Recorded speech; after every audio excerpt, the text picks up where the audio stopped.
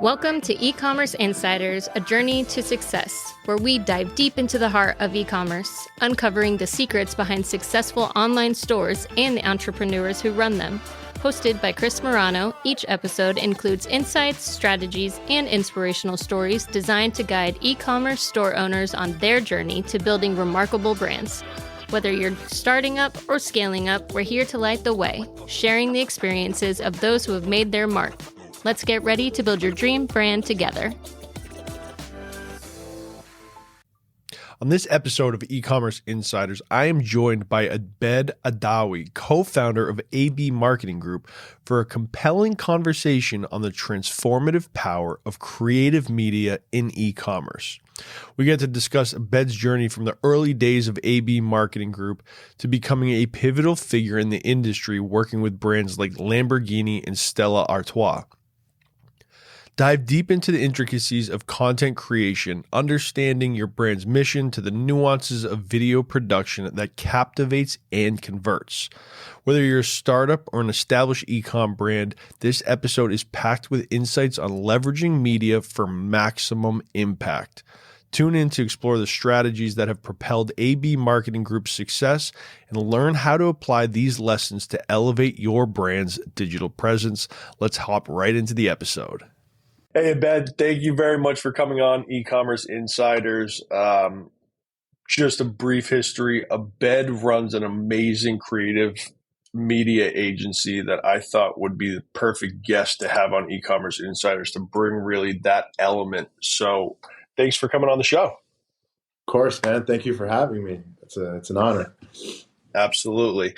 And Abed and I met actually at a marketing agency conference in January of this year. So we hit it off. We're going to do some work together. And before we get into kind of all of that, knowing a little bit of your backstory, I think there's a lot of value to how we all got to where we are. So why don't we tell the listeners a little bit about, who you are and what is AB Marketing Group? Mm-hmm. Yeah, so my name is Abed. I'm one of the two letters of AB. I have a business partner. His last name is Burke, so that's where the A and B comes from. A lot of people ask. It could also stand for AB as in split testing, as you know, in the marketing world. So that's one way to play that. But we're a full-service media marketing company, and we've been in business for about 7 years. It started with myself, and I brought on my business partner, who's my best friend from high school. I know you have a similar situation with you and your partner, so that's how we connected. We kind of hit it off from there, but we're still pretty young. We're only 7 years in business, and we started with just him and I, and now we have about 20 team members in our office. So that's kind of my quick, That's awesome. It's so funny how perceptions change over time in that year one of business, the way you just referenced 7, we're young, we're only 7 years in business, year 1, 2, you're like, man, am I going to make it to 5 or 6? Yeah. And now the perception as you learn more, you're like, 7 years is nothing. We got a long way to go. Yeah, totally.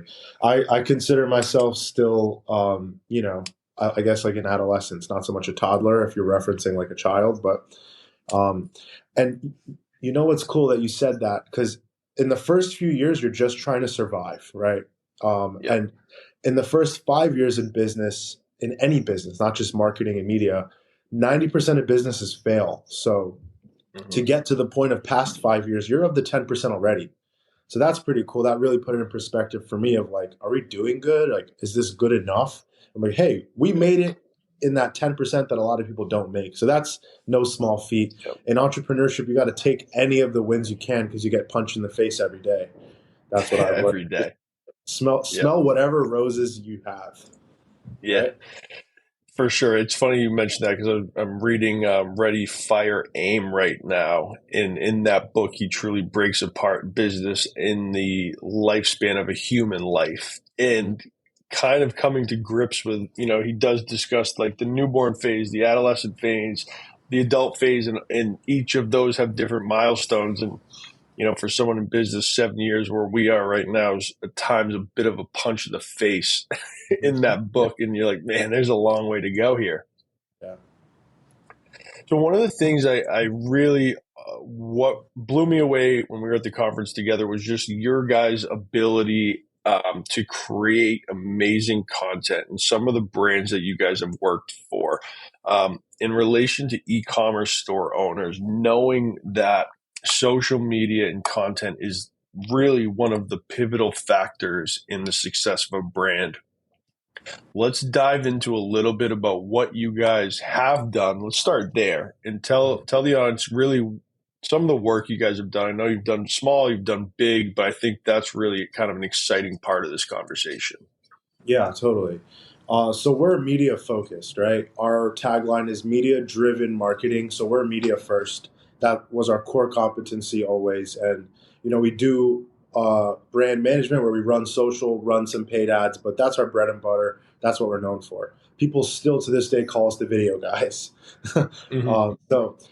On that point, we started year one doing content for small businesses because that's, who we knew best. And we thought that we were, in our mid-20s, we could help business owners who were in business for 20, 30 years that didn't understand this beast of social media. It's important, but for them who've been doing business for so long, they're like, what's the point? So we wanted to come in and tell them, hey, leave that to us because we understand this new language, right? So we would create content for like pizzerias, small businesses, gyms. Our first client was a gym, just whoever we could help. Whoever would listen and give us a shot. So we started there. Then we started working with like some more known companies like Retro Fitness, Orange Theory, F45. Those are some more household names. And then now we're working with some large corporations like car manufacturers like BMW, Jaguar Land Rover, Range Rover, Lamborghini, Stella Artois. So like we started to like go from small to mid-size or small businesses, mid-sized company, enterprise companies. And we still work with all of them, but we're leaning and growing more towards that direction. That's awesome. So what have been some of the differentiators when it comes to if you're going to a new company, mid-sized market, and they are looking for assets for social media? How much of the difference between that small business to the enterprise level, what's that planning look like for the three kind of verticals? Yeah. So it's really the depth of the planning. There's always planning involved. It's just how much of it are we doing? And I really appreciate some of the larger companies because there's so much planning involved. There's probably 5 pre-production meetings before we even show up on set to a production.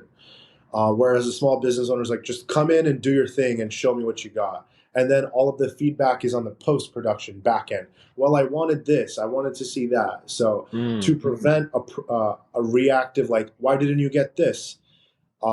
The relationship that we like the most is more planning up front. So we're just showing up and executing. So it's not so much are we planning, it's how much planning are we doing. Okay. Now walk through what that planning, so 4 to 5 pre-production meetings. As for businesses who are looking to get into the world of video marketing, maybe there's roughly $1 million annual revenue. What does something look like so that when someone's bringing a company like ours on or your company on, they have the understanding of these insights and details need to be ironed out prior to hitting record? Yeah. So like, what's your process in really making sure that the client's aware that this is what they're going to get at the end? Because we all know like those revisions are the worst. Totally. So we do our best just to iron out small details on the back end. And if we do our job, us and the client, of making sure we're aligned on the front end, there's less to do on the back end. So to answer your question, our pre-production phases range depending on the scope of work, but really it's meeting each other first, going over what's the mission we're trying to accomplish here. Because creating content is supposed to serve a mission, right? I need to offer this new service. I need to educate my staff with training videos. I'm running an ad for a new offering. Whatever the case is, that's the mission. So another way we say what we do is we're mission-based marketing. So you share your mission or your vision with us, and then we can formulate a plan because we do a lot of the creative ideation. Okay. So companies, sometimes they don't know what they want. They just know, hey, we need to push this thing. and then they come to us and we come up with the concept, we come up with the storyboarding, the scripts, we find talent. We literally, it's a done for you service media wise. So we do the whole thing. Some companies know what they want, or they have this speaker and they just need us to iron out some details. But generally, we're coming up with, from concept to creation. That's another way we like to say it too. That's awesome. It's really interesting. I think every in the creative world, it's become very saturated. And I want something to look like this. I want something to look like that. My competitor just did this. We need to make the same thing. It's interesting that you bring up the mission side of it. Well, what do you want this piece of content to do? Who are you speaking to? What's the goal of copying what your competitor is doing? How do you know it worked for them? Who's the audience? I think those conversations, more of those in-depth, less of the surface level, hey, I need a video. It's like, well, this thing actually, there's cause and effect here. Totally. Simply put, I like to say this I said this a lot to some of the small business owners. Marketing and media is just a function of marketing. Marketing is just a microphone. So what do you want the message to portray to people? Video is what we're capturing to portray the message, but what are we trying to tell people here? Right? Yeah. So I think that's a good way to make it elementary for people. Yeah, it's definitely the key to it. How do you guys, in our experience, there are times where companies will come to us and they don't have that yet. So how are you guys helping to facilitate that mission to essentially come to fruition through conversations and ideas? Yeah. So that's a good point. Not everybody knows exactly what they want. That's very few and far between, actually. Most people have a half-baked idea, or they saw something that they think would be good for them. A lot of that's in the sales process and discovery. But then also, once we can kind of sell a vision or get on the same page of what we're trying to achieve here, we do a lot of creative process together. So we'll say hey, we'll ask a lot of questions. We need to understand our client, who they're trying to speak to, all of that. So we'll get really deep with people, because if we're trying to speak on their behalf of the brand voice through video, we need to understand them. And what are they trying to do with this? So for us to understand that, if we've never worked with them before, we have to learn a lot about them. Yeah. Now, what are some of the questions so again, going back to the audience and listeners, and as they're thinking this through and hearing all of this great information, what are some of the questions that they should be asking themselves as they're sourcing potential companies and ideas? What should they be considering prior to, so they can be informed? Sure.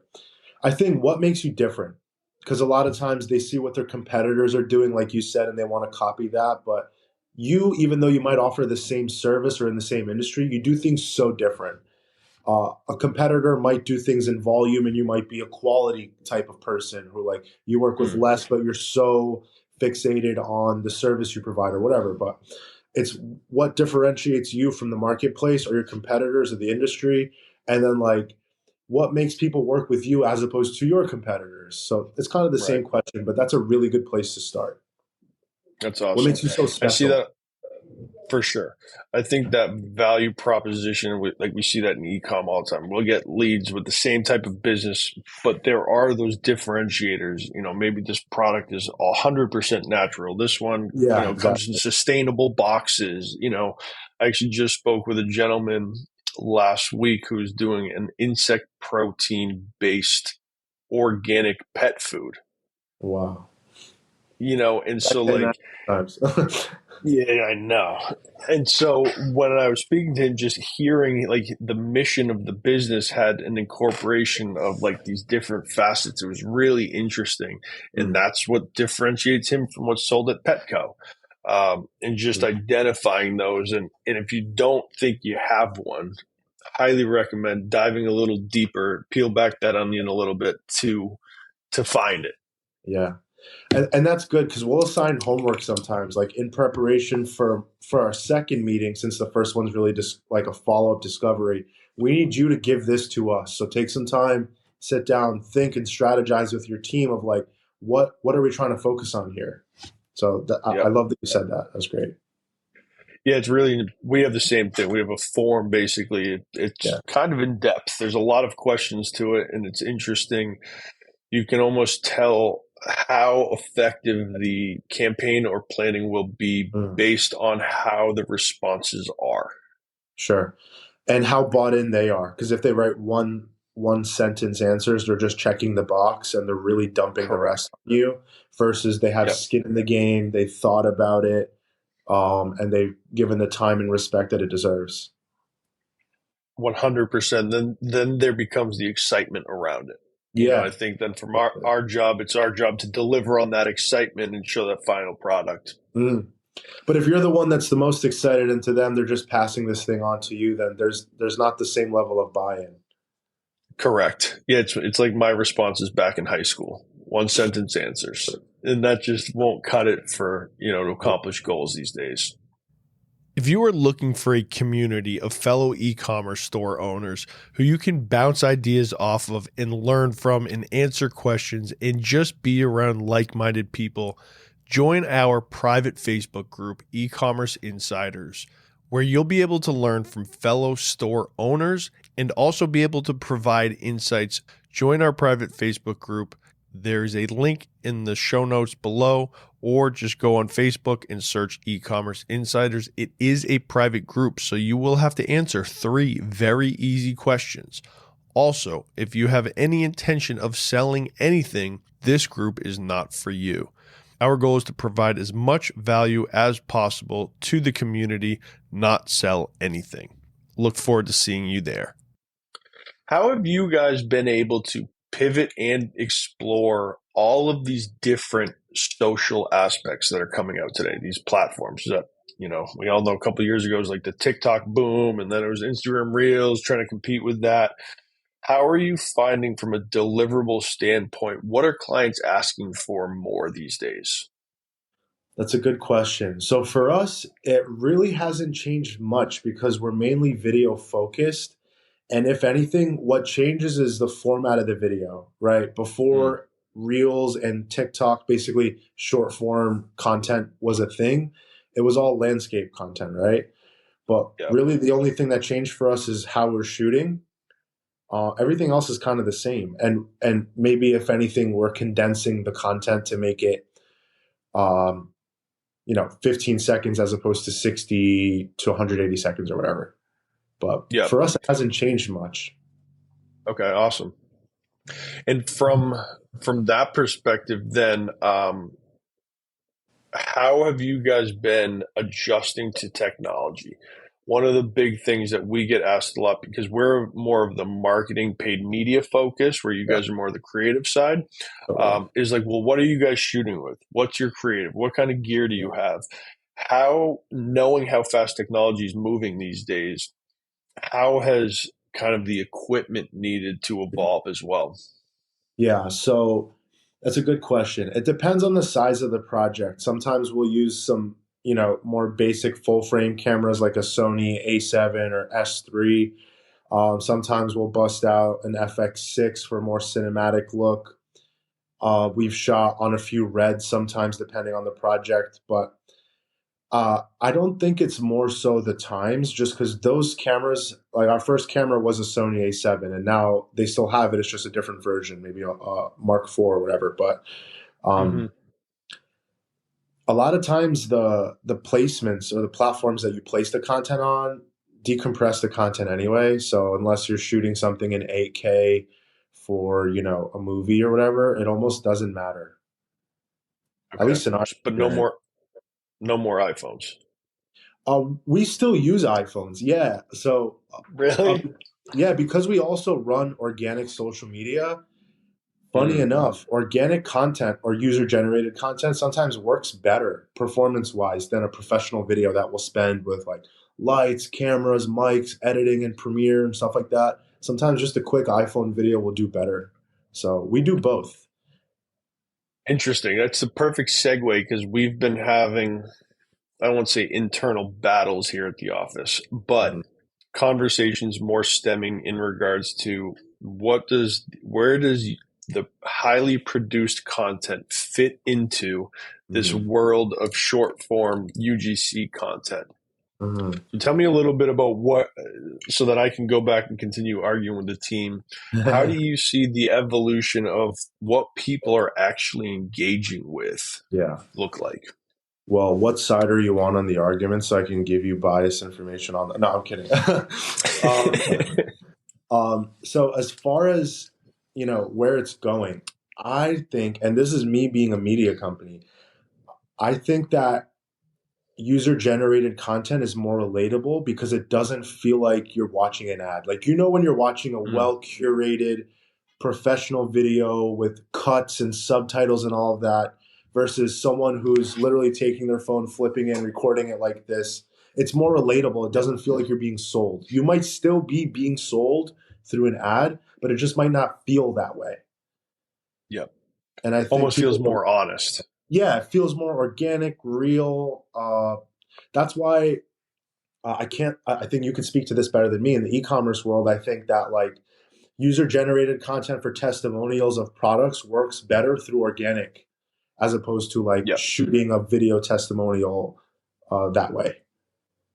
It's really been interesting.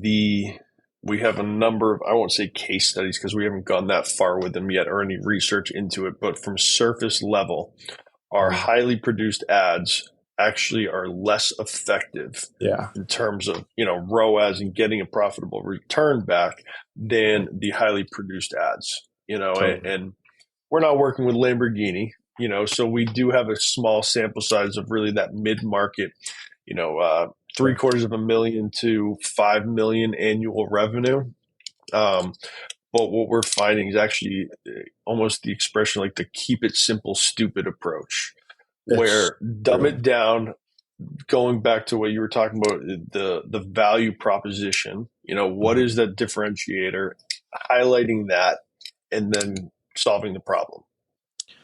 Yeah, I really like that. You used to be able to cover up how uh, you know, inefficient or how lack of quality a product was with really good video content and marketing materials, Mm-hmm. like supplements, for instance, right? That market is so saturated, but like when the next flash in the pan supplement company comes out, as long as they have a sick product, they might not be, bodybuilding.com or whatever, but if their materials were really good, they could sell it and the product might be okay. But Yep. whereas now the product has to be really good, and listen, I think there's a time and place for both. I think Yep. for paid media, organic, to your point, and you have case studies, works better. But I think from a branding perspective, high quality is really good. And that's a lot of what we do is just branding, not so much marketing. I know branding is like a Yep. function of marketing, but just like continuously branding a client or a product. I actually agree with that statement 1000%. I think if you're running paid ads, that organic strategy, but you can't have that same thing when you land on a website or you go to the YouTube Yeah. channel. It has to have that very clean, Yeah. professional, colorful, whatever the brand tone is, that has to be executed perfectly. So I think you're spot on with that. Totally, man. Yeah, it's the look and feel. So like you can run an ad with Yep. something that doesn't feel salesy, but when they go to your page, I think Eddie was saying this in the conference was like they want to make sure that you're legit when they check your website or your social media, and Right. the brand presence has to look that way. Yep. So it's both. Yeah, for sure. It is. And I think from the paid ad stands, it's direct response. We're trying to get someone to Yeah, click on this ad. totally. They land on the landing page or the product page, and that has to be the thing that sells them. And so, for that perspective, the brand has to look put together. Mhm. Yeah. So, when you guys are putting this, I've seen your work. What does that internal planning meeting look like when you're creating this brand, the highly produced, really clean, elegant look? What is your ideation process in just putting out a bunch of ideas? Totally. Well, first of all, I have an excellent team. I almost do none of this. I'm more front end of the business, like acquiring business, branding the business, but I have a creative team that is killer, and that's why we are really known for that. So I can't take any credit for this. I have a creative director, Chris. Shout out to Chris. And he does a lot of like not you, Chris, the other one. He does Yeah. a lot of like brainstorming, storyboarding, scripting. Like that's his role, is to come up with creative concepts. Then on site, I have Gabe, who's my director of photography. He's making sure that it looks good in camera, and that the vision between these two guys and their dynamic is so important, that the vision that Chris has is being executed by the DP Gabe. So their synergy is Okay. really, really important, and making sure that the vision's coming to life. But they do storyboarding, they're meeting, they're sharing examples. A lot of it happens in pre-pro. And that's Okay. something we've really focused on in the last like year and a half or so, is just, we used to just be run and gun, like, hey, let us come by, we'll figure it out, like we were just, Yep. when we were younger in business, we were just trying to take on clients and like, well, Yep. don't worry, we got your back, we got it covered. But now it's like, Yep. we want to be set up for success, make sure we're aligning with the vision and getting the outcome.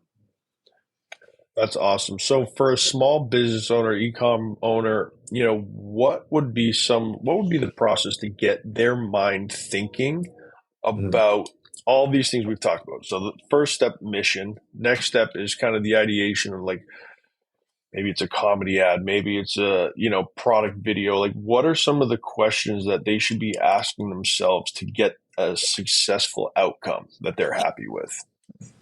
Totally. I think, what's your angle? Like, are you trying to be the funny? I'll just use the supplement company analogy. Like, you're trying to be funny, or you're trying to be quality, or you're trying to be transparent in a world that's, a little bit shady, especially in maybe the fitness industry. Like, what's the angle you're trying to take? And then, like, what's our approach with that? I think that's a good way to separate yourself and just be yourself. So, like, how are you guys Yep. normally?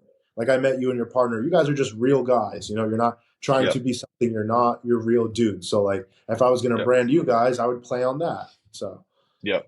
it's like getting to Funny, know we're them. actually, we're in the middle of creating a satire comedy ad for Blue Water right now. That works for you With guys. Yeah, exactly. And it's like, we're not the super professional. I mean, I wear a t-shirt every day to work. There's nothing. We're not trying to flaunt something. It's like, okay, we're fun, we're funny. How can we integrate this into our storytelling on the ad side of things? And we'll talk about it after the show, but it's a pretty good idea, I think. Sweet. Yeah, I'd love to hear it, man. It's really important. And one of the speakers at the event we were at was talking about, being yourself. And I watched another piece of content on him. And even if we find it easy, right? You're the face of your brand. I'm the face of my agency. It makes content easy. But for those who don't have that face, and a lot of e-com founders, you don't know who the store owner is. But I think you can still play off of who you are as a person. And take that into account when creating something. If you're an introvert, you're kind of shy. The last thing you're going to do is build some super flashy, crazy brand. It just doesn't work. So as you guys are working, give me the rundown on what it was like working with Lamborghini that first time. Well, we were intimidated because they obviously are who they are. They have the reputation that they do, and we just wanted to deliver. And we're like, everybody on my team is, a car enthusiast. So this was like our forte, which is why we kind of selected to penetrate that market. We've only been in the car market for about 2 years. So I know it seems like this was our niche, but originally our niche was the fitness industry for 5 years. So really the last 2 we've been in the automotive space, but we really nailed that, I guess. But your question was, how was it like working with Lamborghini, right? Sorry. Yeah. Yep. The level of detail that goes into what they do is insane, just because they're an exotic car manufacturer that produces supercars. So like you don't have to sell anybody to buy one. They already know to buy one because they're a master at what they do. So we had to make sure that we were on point. So we did a lot of studying on the brand, read their brand guidelines. And naturally, like, we were already enthusiasts. We reached out to them because we liked the brand. I knew a lot already, but we really studied up on them, so we knew how to portray what was important to them. That's awesome. Now, how many of how many things were you guys able to take from what you learned and experienced in that situation and then reapply it to different facets of your own business? It's a good question. I think it goes back to the level of detail with like even the smallest things that you might overlook. I think Yeah. that's what we took away from that interaction or relationship and applied it to us of just like, what's the client experience like? Because again, Lamborghini, although they have the budget, they aren't running TV commercials. They have branded content, but you're not going to be on TV watching a Lamborghini commercial. So like, Right. I think it goes back to the experience that the client who's purchasing a car receives. That's the experience we want to emulate for a client who wants to work with us. We've always really positioned ourselves to try to be, like a first class experience or white glove experience. I know a lot of people say that, but we're really big on the client experience because for the longest time, there were people that were better at us than creating content that might have had better equipment or been around longer, but we took so much pride in just giving the best level of customer service that we could because we cared so much. So we made up for whatever inefficiencies or deficiencies that we had through the client experience. Yeah. I think it's super valuable. I mean, obviously from any service business, the experience has to be top tier. Yeah. It's been interesting, like our experience in working with some enterprise level brands with NDAs, seeing what they needed, like the red tape that they needed, helped us to sharpen or fine tune our internal processes. Because, like you said, something I didn't think about there. We didn't have an SOP yet created for this thing that needed to occur in order to get this job or this client. And so, taking those, that's why I asked, just taking some of those insights, like, man, this is how they do it on this scale. How can we be preemptive and apply it to our processes? Mm-hmm. Another thing that was really great about them and some of just exotic brands in general is the brand guidelines that we have to work with. It's like they don't just say shoot the car. You can't shoot it from this angle. The logo has to be this way. Some brands are more particular than others, but like they have standards. And if you don't meet these standards, we're not using any of the content. So that's really important. Wow. So in terms of like the brand guidelines for somebody who's around that 7-figure mark and they're looking to dive into really kind of headfirst into content, where would be a good starting place in creating guidelines? I mean, do you start with colors or tone? What are some of the things that you guys are working within? Brand guideline wise, I think it's like, what's the look and feel you're trying to portray? What's the mood? Not to be like hokey, but like what's the vibe that you're trying to portray to people through your content? Because your content, it will tell a story, whether you choose for it to or not. It's like, what's the message that we want to portray about who we are? Yeah. And are you guys usually getting, I mean, I assume it's just a standard PDF, something put together with mission and vision and those types of items? Yeah, most of the time they share, this built out brand deck or brand guidelines. And sometimes they might elaborate on it with like on the next Zoom call, like, hey, like this is really, they might like supplement it with somebody speaking to it, like a brand representative or whatever. But that's another thing is they won't just rely on one avenue. They'll double down and just make sure they're really clear on their communication. It's like all the things that a smaller company does, but just the depth of it is so much deeper, right? It's so much more of what other people do. That's awesome. So if someone was to decide to pick up a camera and start shooting for their own brand, where would the starting point be for them? For someone to shoot for their own brand? Yeah. I wouldn't get too caught up, and they said this in the conference, of like the quality of the content, the lighting and all that stuff. Like you got to walk before you can run. Just create content. Use your iPhone. You mentioned this earlier. Like the iPhones are really good nowadays. They're comparable. Yeah. They make videos on like, was this video shot on an iPhone or a full frame camera, right? And it's so hard to tell. Yeah. So the excuse that your iPhone's not good enough or you want really good quality content, it just doesn't work anymore. Start somewhere. Yeah. Because even if you've never done content and you hired someone like you guys or us, and we showed up, you're not going to know what to say. You're not going to feel comfortable on camera. When the lights are on you and the microphone's on and we're saying action, you're going to shit your pants, right? So Yep. get those reps in by yourself, flop in your own office or at home or whatever. Get the nuance of what it takes to create content. Because like I still sometimes on a production day, like when we're shooting our brand content, the first 20 minutes, like either I got it or I don't. And some days you just don't have it. So like the more practice you do, you just shake off that stuff, and your like timeline to creating good content shrinks for like how you can get good. That's really the super valuable advice, because I remember 7 years ago when I started this, my company, I had asked somebody who creates a lot of content, like, how do you feel so comfortable in front of the camera? And he was given this advice by somebody else, and that literally you sit there by yourself and you record yourself. And he said, within 30 days, do it every day. And within, do it for 30 days, but within 7, you'll feel comfortable. Yeah. And that was the exact, recommendation I took, did it. It's just fluid, Yeah. It's like talking to girls at the bar. Just the more you do it, the better you get. So same thing. I'm sure our wives would love to hear that one. I'm talking about before we were married. Okay. Yep. So how many e-com brands are you guys working with these days? Honestly, how many product specific kind of ads content are you creating? Not many for e-commerce. We're B2B, so maybe none.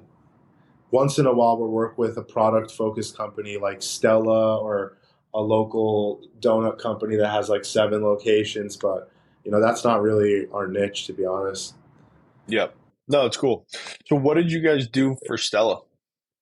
So they wanted a campaign with an influencer that was, a partner for them, and they wanted for her to tell her story on how they used Stella with like family incorporated meals. So we created a video incorporating the beer and how they used fresh ingredients while, enjoying it all together. Yeah. So still, again, the storytelling aspect. Yeah, it's still storytelling. And I think what we do mostly is focus around people, because it's the people behind the brand, where like maybe someone like you guys are more focused on the product. So that's kind of the only difference. Yeah. And it's really, it can be so challenging. And even we were just going through looking for a bunch of user generated content and creators. And it's like, who is the person that fits within the brand? Even down to the talent. We did a shoot in December of 23, and for a sporting goods brand, apparel, sporting. And it was interesting trying to source the talent that fit the description of what the brand wanted it to look like. Yeah. That's the tough part. So we have talent management or acquisition as its own service. So actually today, I have nobody in my office here. It's just me. My entire team is on set at a shoot for a luxury mall. You wouldn't know this because it's a local mall to us. It's the mall of Short Hills, but they're a luxury brand. They have like Gucci, Rolex, whatever. So when it comes to finding the right talent on camera, it had to fit a certain look. So we had to send over maybe 25 people for the marketing manager to approve maybe 8. So we had to find the right look and feel. And we have a roster of just people we've worked with in the past that we feel comfortable, actors or just normal people, because that's even more relatable sometimes. But that's its own thing too. That took a good week or 2 of our time, is scouting people, going back and forth, making sure they're approved, right look and feel, what's the vibe, etc. Yep. And then from there, what we found to be challenging, especially in the beginning, that first 30 minutes of a shoot, is the uncomfortability of certain people once they get in front of the camera. Sure. So that's why we like using the same roster of a few people if we can. And I mean, sometimes you got to use somebody new, but it's always nice to work with someone you have in the past, because that 30 minutes becomes 5 minutes. You just break the ice real quick, shake the rust off, and it's quicker to the ascension point. That's awesome. So what kind of advice would you give to either small businesses, e-commerce store owners? Where do people just start? I know you said create content. that in itself can be super fearful, Yeah. so where would you say, is it a Google sheet where you just put down ideas? Like, where would your recommendation be to like the business owner that you guys worked with 7 years ago? I think do what's the most comfortable for you. If you're afraid to be on camera and watching yourself on video, paralyzes you, then don't start there. Start with posting a photo and writing a caption, right? Maybe it's a blog post, maybe it's an email blast, maybe it's a Facebook, story or whatever. But like, do what's the most natural to you, and as you continue to work that muscle, if you will, then you'll feel a little bit more comfortable doing the other things. Because you have to do all of it, but you don't have to do all of it at once. You just have to start Mm, somewhere. So if taking a picture of you smiling and writing out like a 5 paragraph thing's easier, start there. Um, and if video, because again, video is our thing. If video is yep. what you like the most, just talk about yourself first. What's your company? What made you start this? What makes you different? That's easy to talk about instead of like a new offer you have. Speaking about yourself is easy, right? It should be Yep. natural. Right. So I think I that's a think that's great. great advice. Yeah. I mean, for me, I find videos in this type of content way easier. I could never sit down and write a 2,000 word Name. blog. I just can't Yeah, do it. You put me in front of a camera, we're good to go. But I know other people, and even clients we work with, they have other things going on. They're like, they don't want to be the face of the brand. yeah, And so that's where talent scouting, script yeah, writing, like that comes into play. totally. I think it's the path of least resistance. Start with what's the most or the easiest for you, and then go from there. Hmm. Yep. Great advice. So, as we're wrapping up the show, do you have any other insights, thoughts, things you'd like to bring to the table and talk about what you guys have going on at AB Marketing Group? For us, we're just really doubling down, one, to do more volume because we've spent the last year really building heavy infrastructure in our business to support volume. So, one Hmm. is just doing a lot more, but also bringing on more quality. First, it was quantity, then it was quality. Now it's quality, quantity. And we just want to Yeah. just rip the floodgates. And for us, we're just trying to keep working with bigger, better clients. As we're growing, you know, we don't want to work with clients that don't have infrastructure in their business. If they don't have at Yeah. least a marketing coordinator, one person, then like, we're still a small company, then we're bigger than them. So like, Yeah. then if we're talking directly to the owner and he doesn't have his shit together, then like, how's that going to work? What's that Yeah. relationship going to look like? So we just want to set ourselves up for success by having people. The best relationship is either a marketing director, chief marketing officer, whatever, but like having someone that has a vision and it's their responsibility to delegate to us and they're not like personally attached to the outcome. We stopped working with Yeah. like the small business owners, relatively, not like, Yeah. um, but for the most part, because they're so emotionally attached to everything. This is my whole company, like, whereas just we're trying to market a product or service or your brand, there's less emotional attachment to it. There are emotional Yeah. elements, but it isn't like telling your life story. Yeah. It's funny. I actually had a call yesterday where a potential prospect in kind of the same scenario, small business, and we both agreed it wasn't the right time Yeah. for him to sign on with us because of that aspect of like, this is my everything, taking Yeah. food off the table, and it's just not the right fit at that level. It ended fantastic. He said, "Hey, I'm going to reach out in 3-6 months because I want to work together." But Yeah. And maybe once he has some more support staff or more in-house team, then he's better fit to work with someone like you. And that's okay. It's yeah, not a bad thing, but like, right, I think that's important. And like disqualifying it people, is. because in the past we would just work with everybody and just say yes to everything. And now we know that Yep, that's not right. yep, for sure, and it does a disservice to both parties. Totally. Yeah. And we don't want to, like you said, somebody like them, this is my baby, this is my life savings, this figure that I'm giving you. Like that's too much responsibility. Whereas some of Yep, the bigger companies, it's just a budget that they have to use and they have to get this campaign across. So right. time and It's place really for everything. interesting. Absolutely. It's really interesting when you work with, my background's huge companies, big Yeah. agencies, and And when you come to terms with these companies, have a budget of millions of dollars that they need to spend. Whereas for most people, even listening, watching this on YouTube, is like they have their budget that they're like willing to spend. These people have $20 million that you need to spend on branded content in 2024. And if you don't, you're not going to get that entire budget the following year. Yeah. If you watch The Office, or if anybody has made it this far and watches The Office, it's the scene where Oscar tells Michael Scott, you have a lemonade stand, it costs you $10. If you don't spend more than $9, you don't get the money again. So they have to use that budget, or else the budget shrinks if they don't use it. So to your point, you have to convince them to spend the money. They need to do it anyway.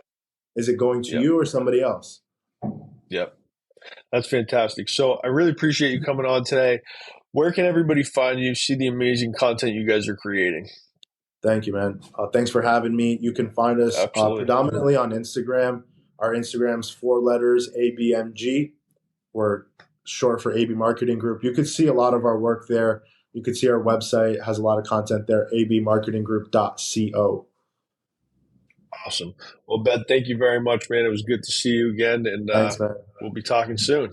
Yeah, man. I'll make a trip out there and see you in person. Sounds good.